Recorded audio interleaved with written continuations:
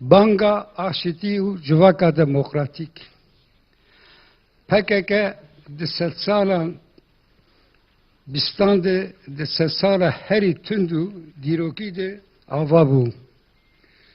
Zemîna ku PKK tê de hat afirandin, zemîna du şerrên cîhanê zemîna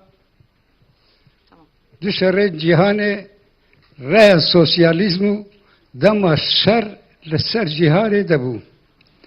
Divê zemînê de înkarkirina rastiya Kurdan, qedexekirina azadiyan, bi taybetî jî qedexekirina azadiya ramanê li dar bû.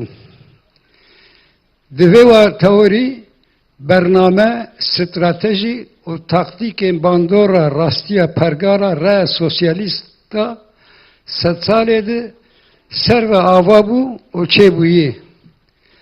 Di sed salan 1990 de ji ber sedemê navxweyî hilweşina reya sosyalizmê şikestina înkara nasnamaya û welat û pêşgirtiyan azadiya ramanê bû sedem ku wateya xwe biguherînin û xwe yê dubare bikin.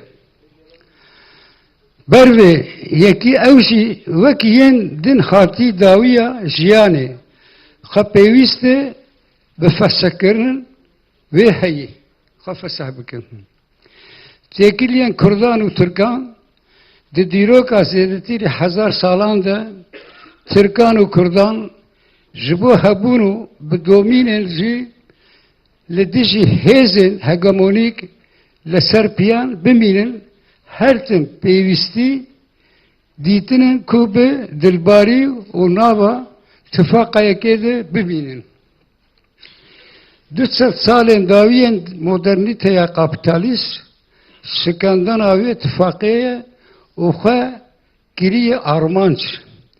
Hêzên bandor li wan bûye legal bingehê xwe yên Çînî xizmeta wê yekî esas girtinê. Ew pêvajo şoreviyên yekrengî û komarê lestir bibe. Erka serekê ew ê ku ji têkiliyê dîrokiya îro şikestiyê bi rihê biratî û yekîtiya tevî em baweriyên ji pêşguh nekin û ji nû ve bi rêxistin bikin.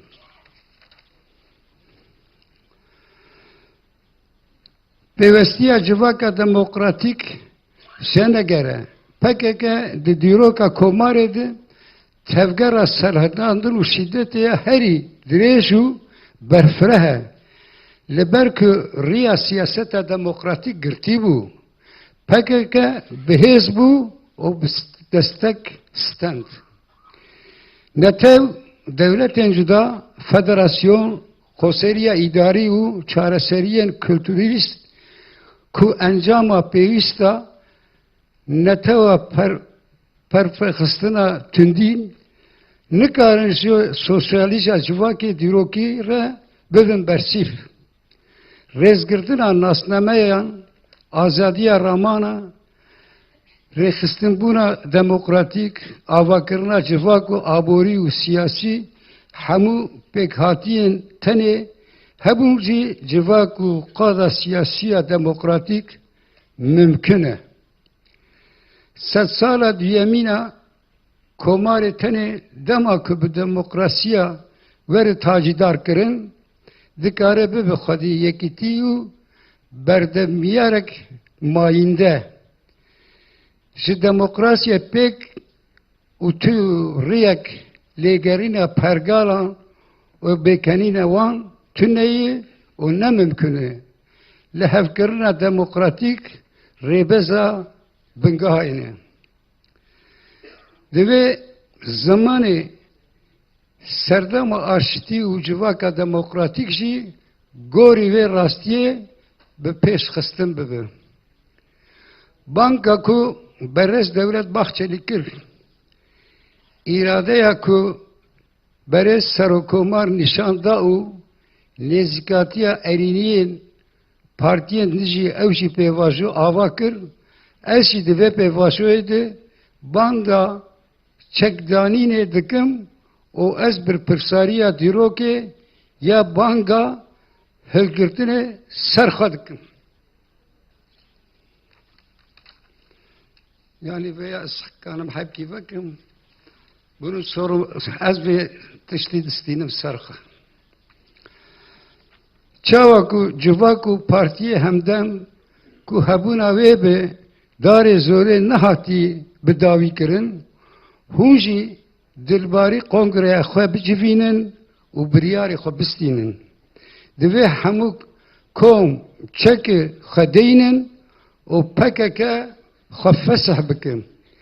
Ez silavê xwe ji hemû kesan re dişînim, bi baweriya jiyana hevpar dikim û guh bidin banga min. Berêz Abdullah Öcalan.